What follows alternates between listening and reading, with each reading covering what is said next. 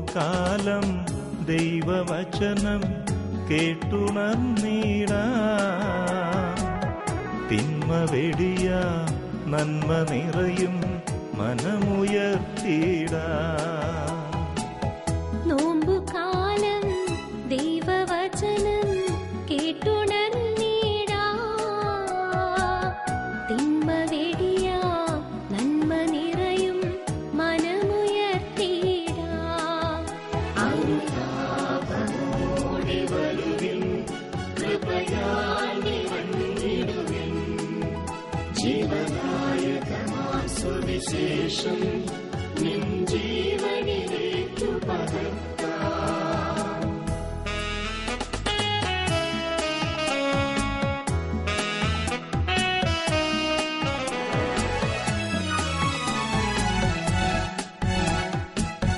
ദൈവരാജ്യം ഭൂവിലുയർത്താൻ സ്നേഹമോടണയാം. വൈകിടാതെ യേശു നൽകും രക്ഷ നേടിടാം. ദൈവരാജ്യം ഭൂവിലുയർത്താൻ സ്നേഹമോടണയാം. വൈകിടാതെ യേശു നൽകും രക്ഷ നേടിടാം. ഉപവാസമോടെ പ്രാർത്ഥനയോടെ ദൈവസന്നിധിയിൽ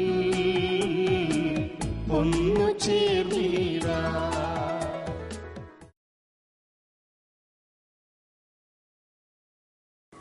മിശിഹായിൽ ഏറ്റവും സ്നേഹമുള്ള സഹോദരീ സഹോദരന്മാരെ, ഓരോ ക്രിസ്തുവിശ്വാസിയുടെയും മാർഗം കുരിശിൻ്റെ വഴിയാണെന്ന് ഓർമ്മപ്പെടുത്തുന്ന നാളുകളാണ് നോമ്പുകാലം.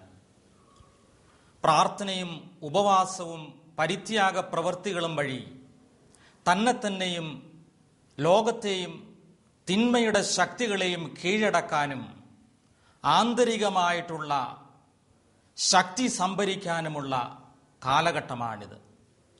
വിശുദ്ധ യാക്കോബ് ശ്ലീഹായുടെ ലേഖനം 3-ാം അധ്യായം 2-ാം വാക്യത്തിൽ നാം ഇപ്രകാരം വായിക്കുന്നു: സംസാരത്തിൽ തെറ്റുവരുത്താത്ത ഏവനും പരിപൂർണനാണ്. തൻ്റെ ശരീരത്തെ മുഴുവനും നിയന്ത്രിക്കാൻ അവന് സാധിക്കും. ഈ നോമ്പുകാലത്ത് വളരെ ഗൗരവത്തോടെ നമ്മൾ ചിന്തിക്കേണ്ട ഒരു വിഷയമാണ് നാവിൻ്റെ ശരിയായ ഉപയോഗം. വിശുദ്ധ യാക്കോബ് ശ്ലീഹ നാവിൻ്റെ 3 തരത്തിലുള്ള ശക്തിവിശേഷങ്ങളെ പറ്റി പറയുന്നുണ്ട്. അതിലാദ്യത്തേത് പ്രചോദിപ്പിക്കാനും നയിക്കാനും പടുത്തുയർത്തുവാനുമുള്ള അതിൻ്റെ കഴിവാണ്. കുതിരയുടെ വായിലെ കടിഞ്ഞാണും കപ്പലിലെ ചുക്കാനുമാണ് അദ്ദേഹം അതിനുദാഹരണമായി നമ്മുടെ മുമ്പിൽ അവതരിപ്പിക്കുക. അവ കാഴ്ചയിൽ വളരെ ചെറുതാണെങ്കിലും കുതിരയെയും കപ്പലിനെയും ഉദ്ദേശിച്ച ലക്ഷ്യത്തിലെത്തിക്കാൻ അവയ്ക്ക് സാധിക്കും. സുഭാഷിതങ്ങളുടെ പുസ്തകം 12-ാമത്തെ അധ്യായം 25-ാമത്തെ വാക്യത്തിൽ നമ്മൾ ഇപ്രകാരം വായിക്കുന്നു: ഉത്കണ്ഠ ഒരുവന്റെ ഹൃദയത്തെ നിരുന്മേഷമാക്കുന്നു, നല്ല വാക്ക് അതിനെ ഉത്തേജിപ്പിക്കുന്നു.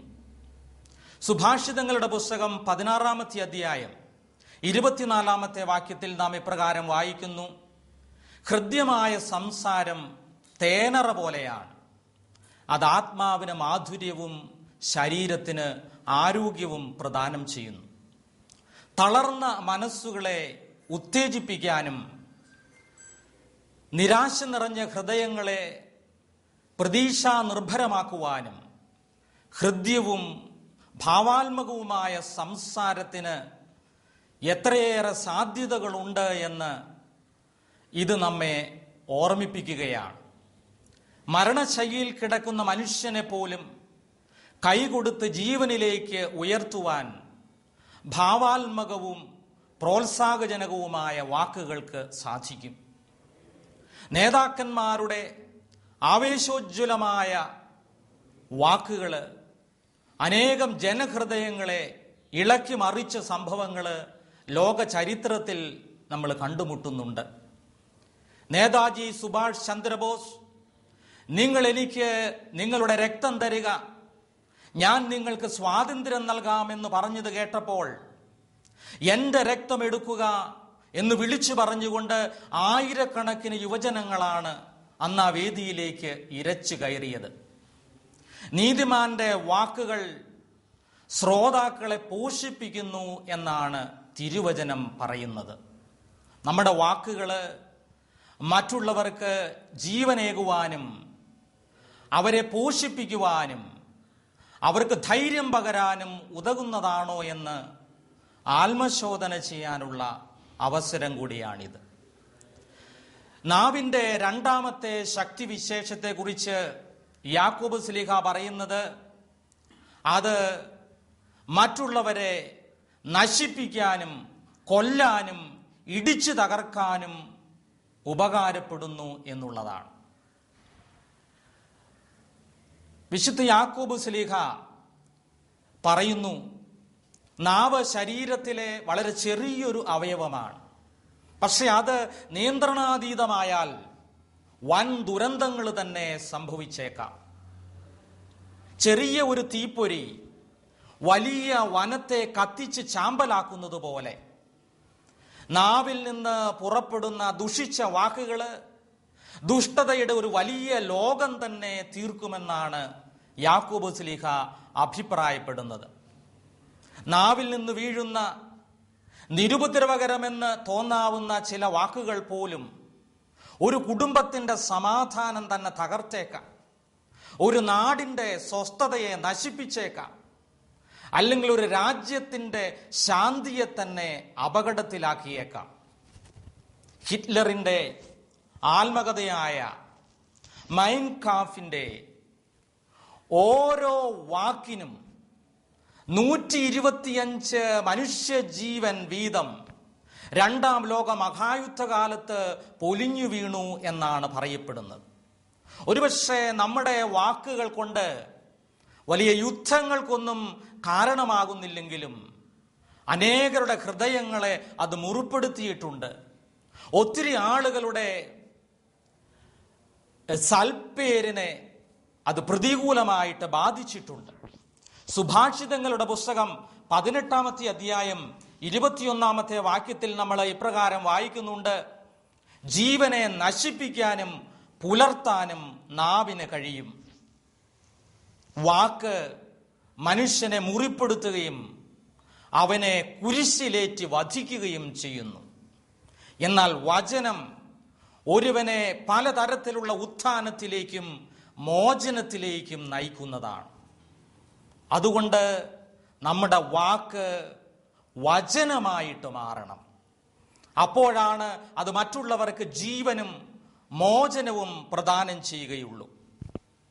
മരുഭൂമിയിലെ പിതാക്കന്മാരുടെ ഒരു ശിഷ്യൻ ഒരിക്കൽ ഗ്രാമത്തിൽ പോയി മുഖം നിറയെ ചിരിയുമായി തിരിച്ചെത്തുകയാണ്.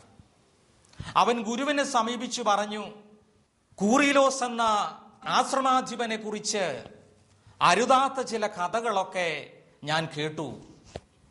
ഗുരു ശിഷ്യനോട് പറഞ്ഞു, ആ കഥ നീ പറഞ്ഞു നടക്കുന്നത് കൊണ്ട് കൂറിലോസിന് എന്തെങ്കിലും തരത്തിലുള്ള ഗുണം ലഭിക്കുമോ? ശിഷ്യൻ പറഞ്ഞു, ഇല്ല. ആ കഥ കേൾക്കുന്നത് കൊണ്ട് എനിക്ക് എന്തെങ്കിലും തരത്തിലുള്ള മെച്ചമുണ്ടാകുമോ? ശിഷ്യൻ പറഞ്ഞു, ഇല്ല. ആ കഥ കേൾക്കുന്നത് കൊണ്ട് നിനക്കെന്തെങ്കിലും നേട്ടമുണ്ടോ?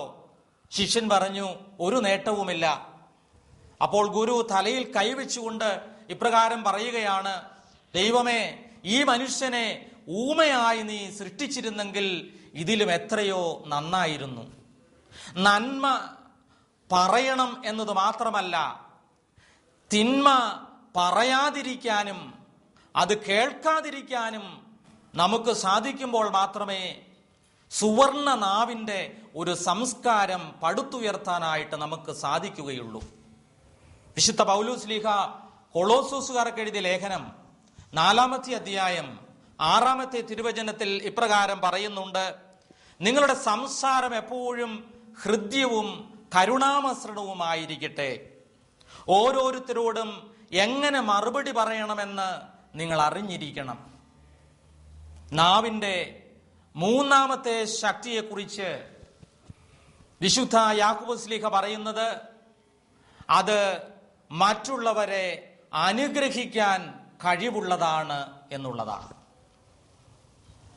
വിശുദ്ധ ശ്ലീഹ പറയുന്നു, നമ്മൾ ഒരേ നാവുകൊണ്ട് തന്നെ ദൈവത്തെ മഹത്വപ്പെടുത്തുകയും ദൈവത്തിൻ്റെ ഛായയിൽ സൃഷ്ടിക്കപ്പെട്ട മനുഷ്യനെ ശപിക്കുകയും ചെയ്യുന്നു.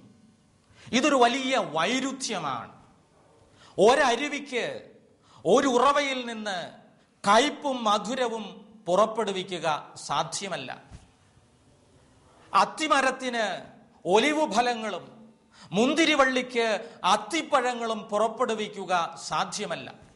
അതേപോലെ ഒരു ക്രിസ്തു ശിഷ്യന് ഒരേ നാവുകൊണ്ട് ദൈവത്തെ മഹത്വപ്പെടുത്തുവാനും മനുഷ്യനെ അപമാനിക്കുവാനും സാധിക്കുകയില്ല. വാക്കുകൊണ്ട് മനുഷ്യനെ വ്രണപ്പെടുത്തുന്ന ശാപ സംസ്കാരത്തിന് പകരമായി അനുഗ്രഹത്തിൻ്റെ ഒരു ബദൽ സംസ്കാരം രൂപീകരിക്കുവാൻ ബാധ്യസ്ഥനാണ് ഓരോ ക്രിസ്തു ശിഷ്യനും. യാക്കോബ് തനിക്ക് അവകാശപ്പെട്ട ആശീർവാദം ഏസാവ് കവർന്നെടുത്തു എന്ന് കേട്ടപ്പോൾ ദുഃഖിതനായി പിതാവിന്റെ പാദങ്ങളിൽ വീണ് യാചിച്ചു, അപ്പാ, ഒരു നുള്ള് ആശീർവാദമെങ്കിലും നീ എനിക്ക് വേണ്ടി മാറ്റിവെച്ചില്ലേ? ആശീർവാദത്തിന് വേണ്ടി കേഴുന്ന മനുഷ്യരുടെ മണ്ണാണിത്. വിശുദ്ധ ഫ്രാൻസിസ് അസീസി ഒരിക്കൽ തെരുവിൽ വെച്ച് അദ്ദേഹത്തിന്റെ പിതാവ് അദ്ദേഹത്തെ ഒത്തിരിയേറെ ശാപവാക്കുകൾ ചൊരിഞ്ഞു. വ്രണിതഹൃതനായ ഫ്രാൻസിസ് ദേവാലയത്തിന്റെ പടിവാതിൽക്കലിരിക്കുന്ന യാചകന്റെ മുമ്പിൽ പോയി മുട്ടുകുത്തി അവന്റെ ദുർബലമായ കരങ്ങള് ശിരസിൽ വച്ചുകൊണ്ട് പറഞ്ഞു, എന്റെ പിതാവോ എന്നെ ശപിച്ചു, അങ്ങെങ്കിലും എന്നെ ഒന്ന് ആശീർവദിക്കണം. ആർക്കും ആരെയും ആശീർവദിക്കാം. യാചകന് സമ്പന്നനെ ആശീർവദിക്കാം, അറിവില്ലാത്തവന് വിജ്ഞനെ ആശീർവദിക്കാം, പാപിക്ക് വിശുദ്ധനെ ആശീർവദിക്കാം.